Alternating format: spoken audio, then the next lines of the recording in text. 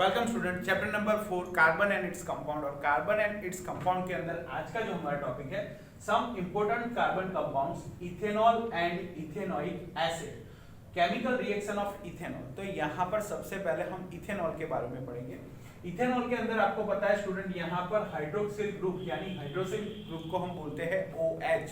तो यहाँ पर हाइड्रोक्सिल ग्रुप यानी इथेनॉल का रिएक्शन जब हम सोडियम मेटल के साथ करते हैं तो यहाँ पर sodium ethoxide and hydrogen gas produce होता है। तो स्टूडेंट यहाँ पर हम देखेंगे reaction of ethanol, reaction of hydroxyl group OH रहेगा, reaction of ethanol with sodium metal, sodium metal. तो यहां पर जो हाइड्रोक्सिल ग्रुप है इथेनॉल, इथेनॉल का रिएक्शन हम सोडियम मेटल के साथ करेंगे। यहां पर जब सोडियम मेटल के साथ हम रिएक्ट करेंगे तो वो यहां पर हमें प्रोडक्ट में सोडियम इथॉक्साइड एंड यहां पर हाइड्रोजन गैस प्रोड्यूस होगा। तो sodium metal produce sodium ethoxide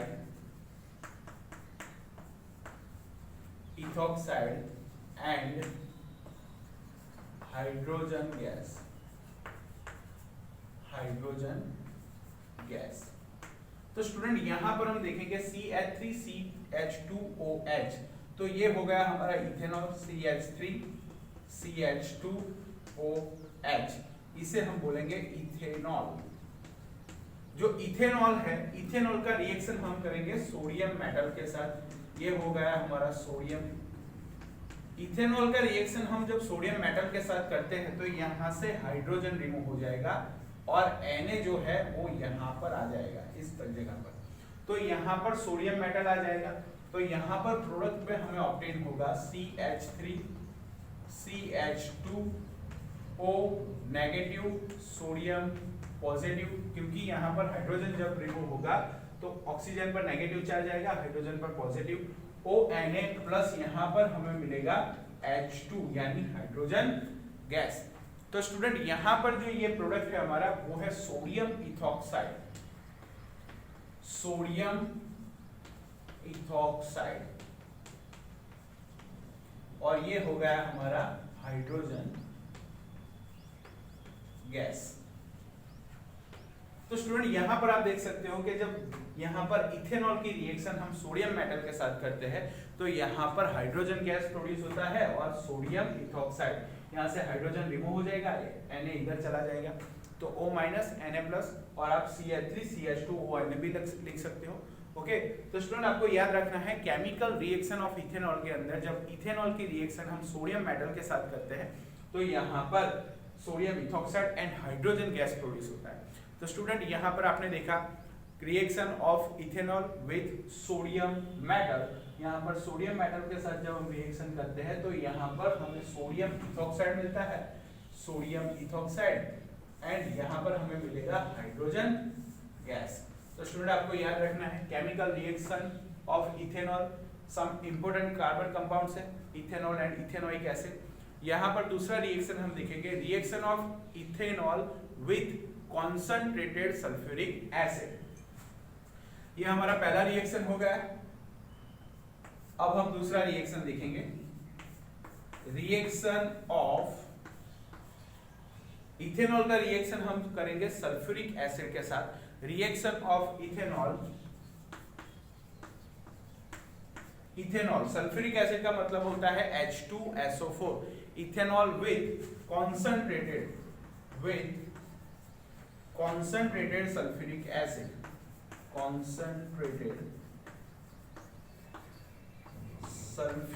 acid,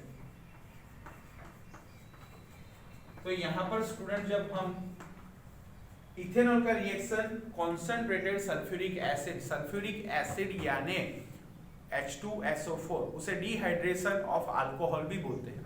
dehydration of alcohol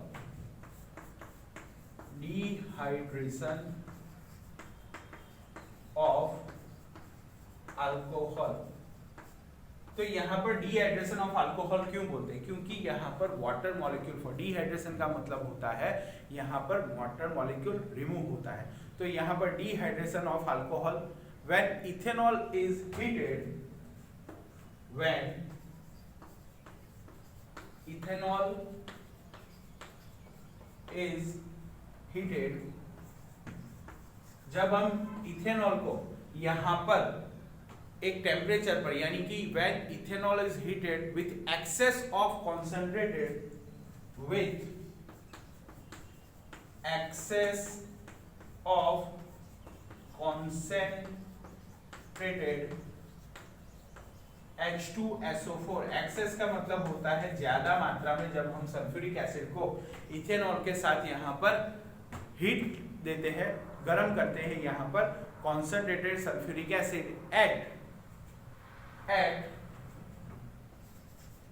443 kelvin temperature, यानी कि 443 केल्विन टेम्परेचर पर H2SO4 के साथ, यानी कि कॉन्सेंट्रेटेड H2SO4 के साथ यहाँ पर जब हम हीट करते हैं तो it forms ethene due to dehydration of ethanol. It forms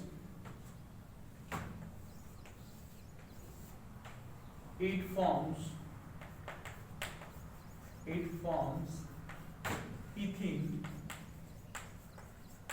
due to यहाँ पर इथीन फॉर्म होगा बिकॉज यहाँ पर अल्कोहल का डिहाइड्रेशन होता है, due to dehydration of ethanol, due to dehydration of ethanol. तो यहाँ पर स्टूडेंट डिहाइड्रेशन, आप यहाँ पर रिएक्शन में देखेंगे तो आपको ज्यादा पता चलेगा।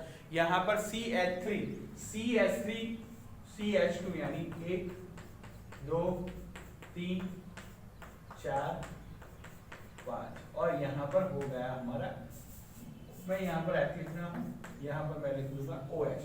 तो स्टूडेंट यहाँ पर जब हम सल्फ्यूरिक एसिड यानी कि H2SO4 के साथ 443 केल्विन टेम्परेचर पर हम जब यहाँ पर रिएक्शन करते हैं तो यहाँ पर हमें जो प्रोडक्ट ऑब्टेन होगा उसके अंदर यहाँ पर जो H2SO4 मैंने लिया है वो है कॉन्सेंट्रेटेड H2SO4। यहाँ पर टेम्परेचर जो रहेगा वो रहेगा 443 केल्विन टेम्परेचर। यहाँ पर 443 केल्विन टेम्परेचर पर जब उसे हम हीट करेंगे तो यहाँ पर इथीन मिलेगा, यहाँ पर से वाटर मॉलिक्यूल रिमूव हो जाएगा, ये रहा हमारा वाटर मॉलिक्यूल। तो स्टूडेंट आप यहाँ पर देख सकते हो कि H2O यहाँ पर से रिमूव हो रहा है और H2O यहाँ पर से रिमूव होगा तो यहाँ पर प्रोडक्ट जो हमें ऑब्टेन होगा वो प्रोडक्ट होगा हमारा CH2 डबल बॉन्ड CH2 और यहाँ पर वाटर मॉलिक्यूल जो होगा वो रिमूव हो जाएगा। तो यहाँ पर स्टूडेंट आप देख सकते हो कि यहाँ पर H और OH, यहाँ पर अल्कोहल का डिहाइड्रेशन, यहाँ पर वाटर मॉलिक्यूल रिमूव हो रहा है और हमें प्रोडक्ट में मिल रहा है इथीन। ये हो गया हमारा इथीन और ये हो गया हमारा वाटर मॉलिक्यूल, ये हो गया सल्फ्यूरिक एसिड और ये हो गया हमारा इथेनॉल। तो स्टूडेंट यहाँ पर आप देख सकते हो कि जब इथेनॉल को सल्फ्यूरिक एसिड के साथ कॉन्सेंट्रेटेड, यहाँ पर आपको लिखना है कॉन्सेंट्रेटेड सल्फ्यूरिक एसिड के साथ 443 केल्विन टेम्परेचर पर जब हीट दिया जाता है तो यहाँ पर इथीन प्रोड्यूस होता है। इथीन यानी डबल बॉन्ड, दो कार्बन, दोनों कार्बन के बीच में यहाँ पर डबल बॉन्ड दिख रहा है तो आपको पता है कि उसके सफिक्स में इन लगता है, इन यानी ENE, इन यानी इथीन और वाटर मॉलिक्यूल प्रोड्यूस होता है। तो स्टूडेंट यहाँ पर केमिकल रिएक्शन ऑफ इथेनॉल के अंदर हमने दो तरह के रिएक्शन देखे। यहाँ पर हमने देखा reaction of ethanol with sodium metal, sodium metal के साथ जब वो रिएक्ट करता है तो हाइड्रोजन गैस प्रोड्यूस होता है और सोडियम इथोक्साइड प्रोड्यूस होता है। Then reaction with sulphuric acid यानी कि H2SO4, कॉन्सेंट्रेटेड H2SO4 के साथ जब हम रिएक्ट करते हैं तो यहाँ पर हमें इथीन और वाटर मॉलिक्यूल प्रोड्यूस होता है। डिहाइड्रेशन ऑफ अल्कोहल, इथेनॉल का यहाँ पर डिहाइड्रेशन होता है और डिहाइड्रेशन होने के कारण यहाँ पर हमें जो प्रोडक्ट फॉर्म होता है वो होता है यहाँ पर इथीन। तो स्टूडेंट आपको याद रखना है, ओके स्टूडेंट। देन हियर जो यहाँ पर सल्फ्यूरिक एसिड जो होता है, Here concentrated sulfuric acid act as a dehydrating agent. तो यहाँ पर स्टूडेंट आपको याद रखना है, here sulfuric acid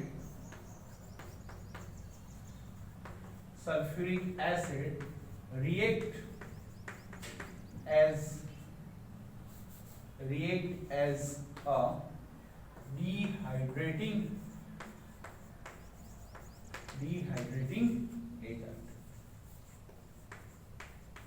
तो स्टूडेंट आपको ये डिहाइड्रेटिंग एजेंट की तरह यहाँ पर काम करता है, तो उसे याद रखना है। यहाँ पर वाटर डिहाइड्रेट करता है, रिएक्शन के अंदर वो H2SO4 यहाँ पर आप देख सकते हो डिहाइड्रेटिंग एजेंट उसे हम बोलते हैं। Here sulphuric acid react as a dehydrating agent. तो स्टूडेंट ये हो गया हमारा केमिकल रिएक्शन ऑफ इथेनॉल। उसके बाद हम देखेंगे इथेनोइक एसिड के बारे में। तो स्टूडेंट इस रिएक्शन को अच्छी तरह से पढ़ना है। यहाँ पर जो फिजिकल प्रॉपर्टी और यूजेस है वो आपको अपने आप प्रिपेयर करने हैं, वो ये हम जिम मीटिंग में भी क्लियर कर लेंगे। लेकिन यहाँ पर रिएक्शन जो है वो आपको अच्छी तरह से प्रिपेयर करना है और अच्छी तरह से इसे यहाँ पर आपको प्रिपेयर करके नोटबुक में अच्छी तरह से कंप्लीट करना है। तो स्टूडेंट आज का जो टॉपिक है reaction of ethanol with sodium metal and concentrated H2SO4 यानी सल्फ्यूरिक एसिड। सल्फ्यूरिक एसिड के साथ हम 443 केल्विन टेम्परेचर पर जब रिएक्ट करते हैं तो यहाँ पर वाटर मॉलिक्यूल रिमूव होता है, यानी कि H2O रिमूव होता है और इथिन हमें प्रोडक्ट में मिलता है। तो यहाँ पर डिहाइड्रेशन ऑफ अल्कोहल, डिहाइड्रेशन होता है, डिहाइड्रेटिंग एजेंट की तरह यहाँ पर H2SO4 वर्क करता है। तो आपको याद रखना है कि जब इथेनॉल की रिएक्शन हम कॉन्सेंट्रेटेड H2SO4 के साथ करते हैं तब यहाँ पर जो H2SO4 है, कॉन्सेंट्रेटेड H2SO4 है, वो यहाँ पर डिहाइड्रेटिंग एजेंट की तरह काम करता है। शॉर्ट क्वेश्चन या एमसीक्यू में भी पूछा जा सकता है, तो आपको ये याद रखना है। यहाँ पर स्टूडेंट बहुत ही अच्छा टॉपिक है, अच्छी तरह से प्रिपेयर करके आप इसे लिख लीजिए। ओके बच्चों, गुड बाय।